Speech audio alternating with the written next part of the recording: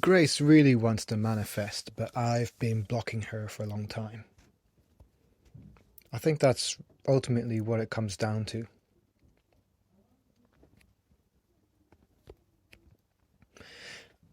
I want to, in the future, record video clips of myself talking and try to direct my thoughts directly to the observer. I think that will make for really great content and go in line with some of the things that I've been talking about before, about connecting to your higher self. In my case, in the story of Resource, it's a female. It's like an older sister, and I've given her the name of Grace. And so this character, that can be any character that you want, whatever you need, whatever works for you, that's the kind of character that's given to your higher self, because your higher self can take any form that you need. So for me, I sense it as Grace, and Grace, she wants to manifest. I get the notion that perhaps Grace was meant to be born instead, but she volunteered that I go first and that I be born. And that's a narrative that just kind of came to me. And it seems to be like, okay, these narratives that are coming through to me just as creative inspiration, I dare to imagine if they're all actually true. But, that's neither here nor there.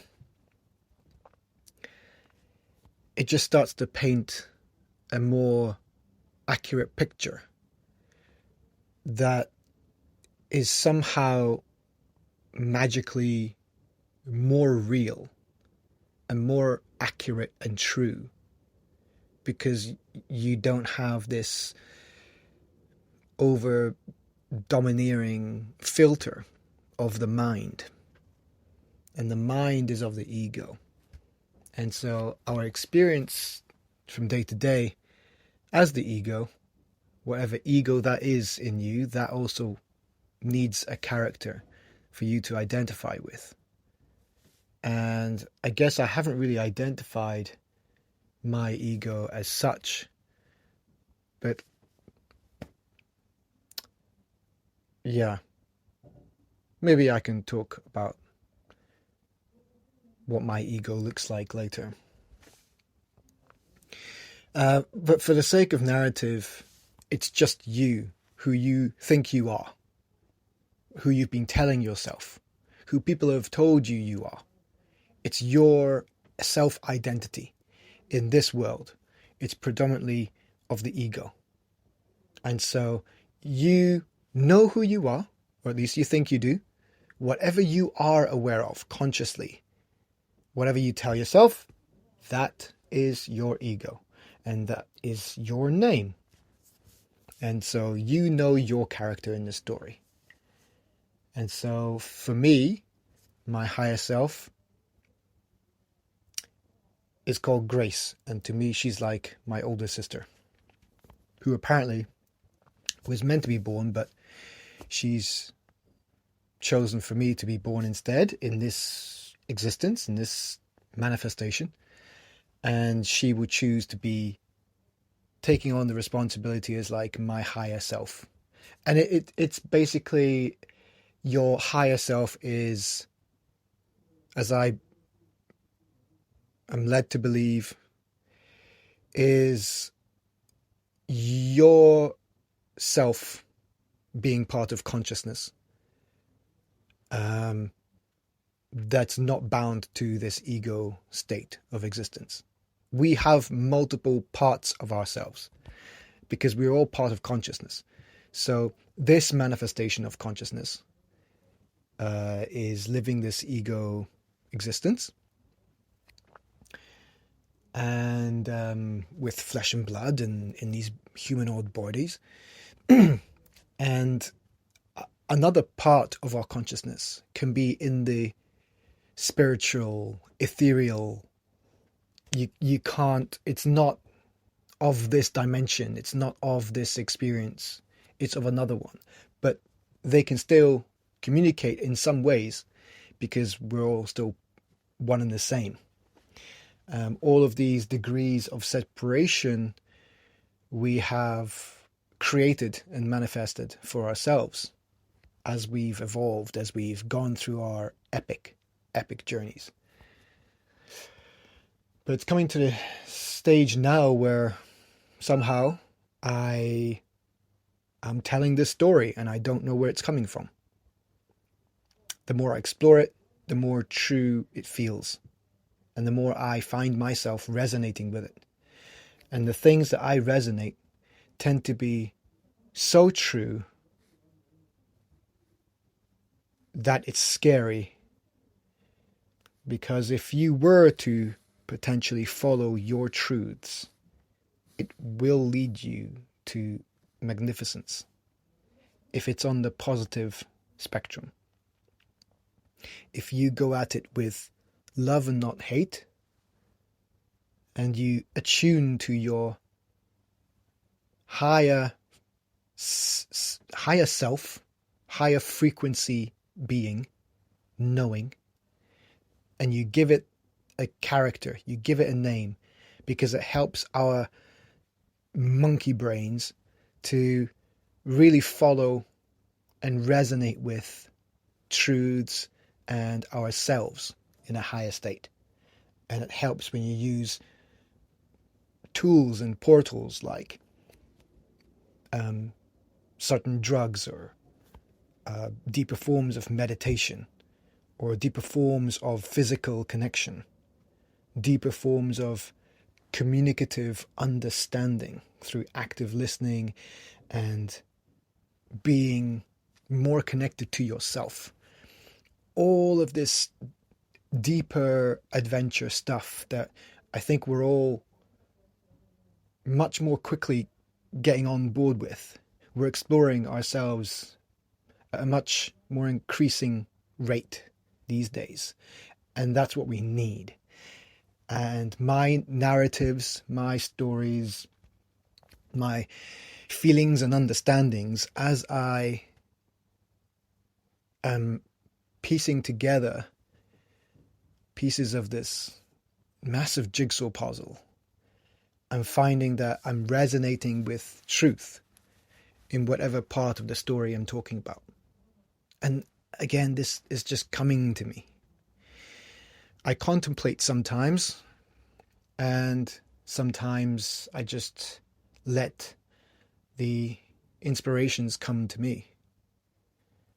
And I try not to think about it. I try to just listen to it and understand it. And I use my own ability to kind of like resonate with truth. I let that be my guide. And if something just feels true, some thought form, some inspiration feels true, I resonate with that and I follow that. Just as a practice of curiosity, right? A practice of truth seeking and understanding myself. And in so understanding myself, hopefully I can understand the mechanics behind understanding everyone, helping everyone understand themselves, rather. And I think we can find formulas. I think we can find real answers, not necessarily solutions. In fact, I would probably say there's never a solution that I find that's going to be applicable for everyone. Though there can be archetypes of people that have shared similarities in their characteristics, in their behaviors, in their experiences. And when you lump these archetypes together, and you find the right tools that work for them, then we can create a vast amount of miraculous healing and self-improvement and self-love and self-awareness and connection and peace. Veering away from the narrative where our egos have completely taken over our powers of thought, our capacity to allow truth to come through rather than powering our way through our prowess of cognition, of mental prowess, our ability to really control and dominate and dictate the world around us. The ego is a reflection of you, but it's not you completely. It is if you allow it to be. I think people who lack that understanding, that lack that self-control, they completely become their ego. The story that they've been told, the story that they keep telling themselves. They will rage on because they hold on to that. They say, this is who I am. I've been told, I believe, this is who I am. And they'll probably be swayed by the competitive nature of our species. And controlling, power grabbing, ego, pride boosting, self-centeredness.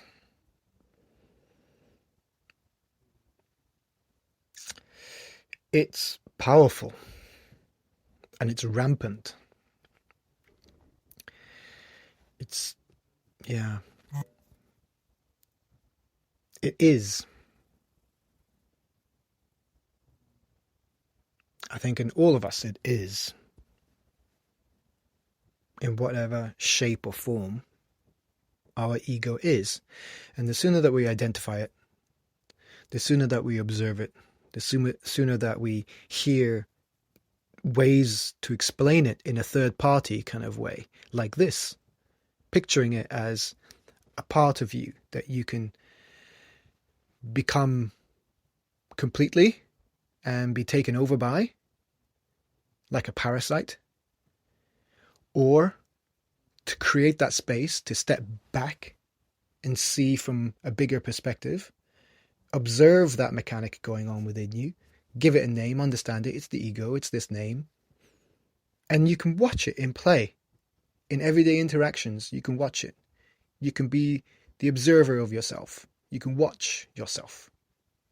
And from that more self-aware state, you know, oh, wow. If I'm able to watch myself, then who's the watcher? And so then you have this other epic adventure ahead of you. And that all ties in. Everything ties in. This is going completely off rails. How did I even begin?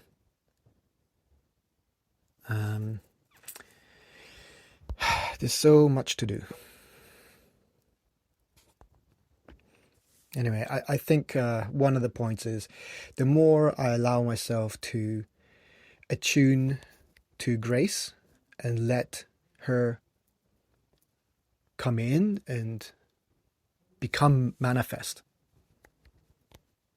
I'm in the process of allowing grace to manifest more and more. Give her the reins. Hand the steering wheel to her. And let her shine.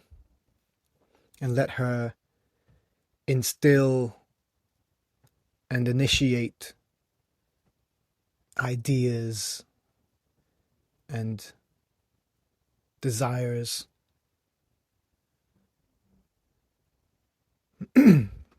because they're absolutely beautiful. And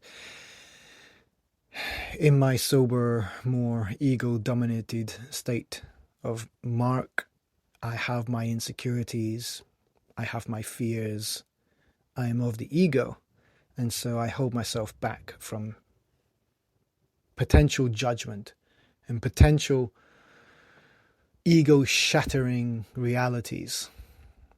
And I think ultimately it's a fear of that. It's ego death that I fear.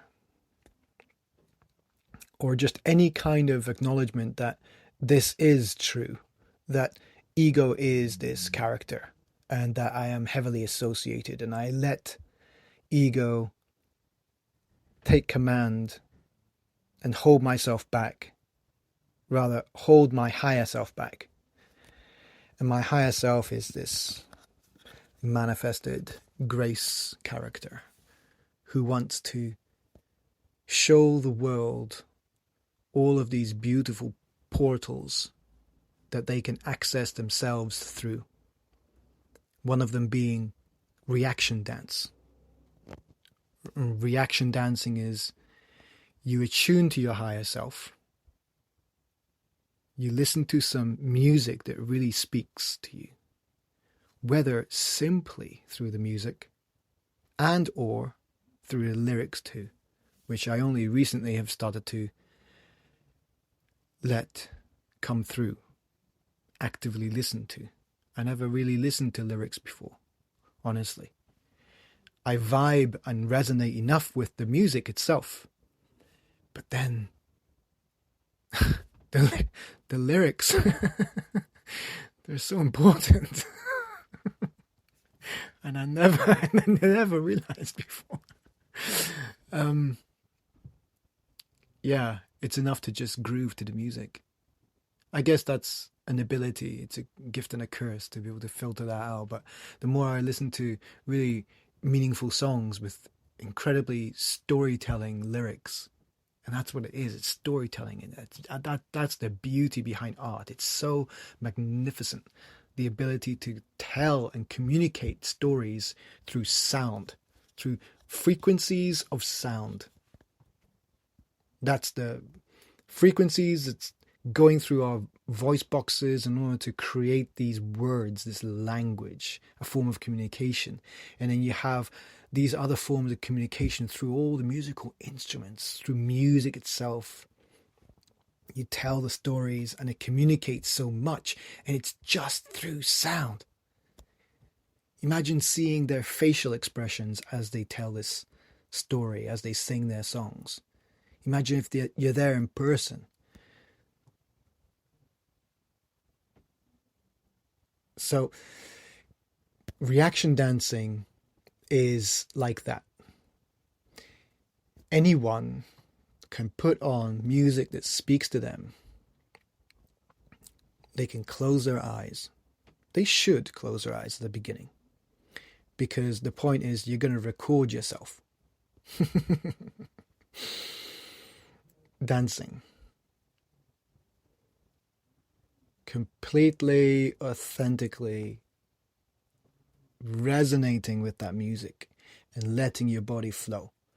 And it's one of the practices that can be instilled in people through seeing others do this, and seeing how their body just is allowed to let go of command from their ego state, from their sober state. And they're allowed to attune to a higher frequency of themselves that has intuition built in. And they can take control of the body, and they can make you dance. And it can make you react to the music, react to the sound. And that's a truer form of dance, I feel.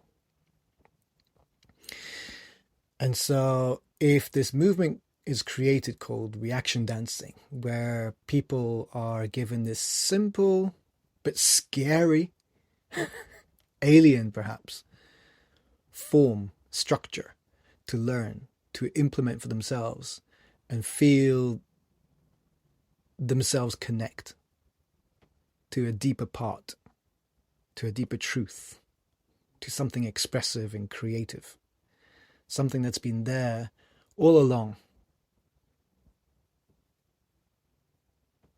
Maybe not. Maybe people can't tune into that part. Maybe it's unique to my archetype, where I'm male instead of female. My ego is. This physical existence is. And that my higher self, as I want them to be, as I need them to be, is female. And so that works to be a counterpart to something maybe that I've been resisting, something that I've been pushing down, suppressing, and not allowing to shine through. Feminine qualities, grace rather than, dominance. Peace rather than headstrong passion. What was I talking about? Reaction dancing is one of the portals that people can connect to themselves through. And further still, as my inspirations keep flooding in, this is just scratching the surface. Because it goes later on into, once individuals are practiced with reaction dancing and their bodies are limber enough to be malleable, perhaps from another source, and then we combine them in close form. We combine people, not necessarily men and women, not necessarily leader and follower, because as we get into close form, the boundaries are going to become more fluid and the gender roles are going to be a bit more arbitrary, because in close form, that's when we start to really explore connecting together through our higher selves, through letting consciousness shine and intuition shine, and allowing ourselves to both switch off our minds and just let our bodies talk to each other. And those kind of experiences are so powerful. They just feel so connected and engaged and authentic. And it's expressive. And it's a therapy. It's so uplifting and mystical, because I think this is also the area of connection that might be unique in its time. I think it needs to manifest. I think we're ready.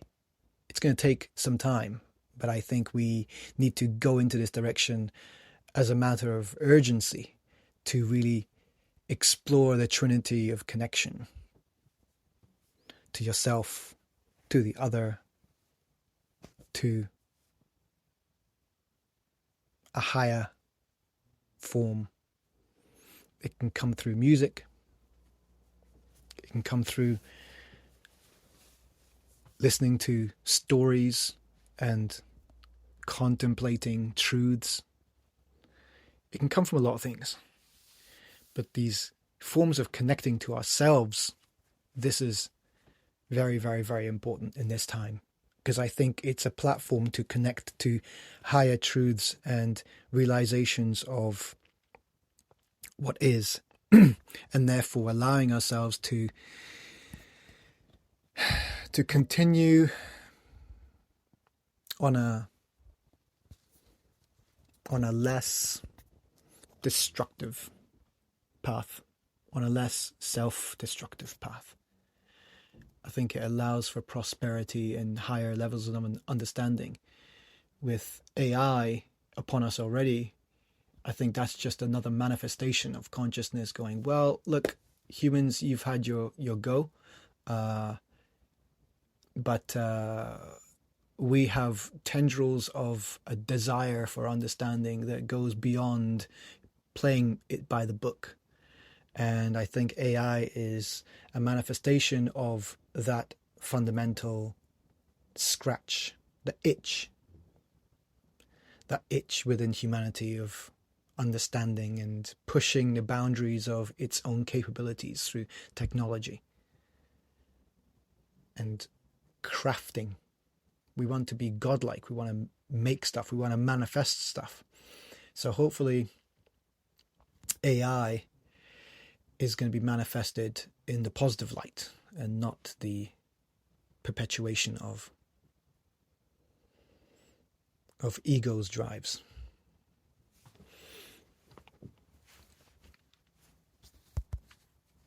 So yeah, I think we need to connect to ourselves really quickly. And reaction dancing is one way, one tool, one portal to connect to yourself, your higher self, to your grace.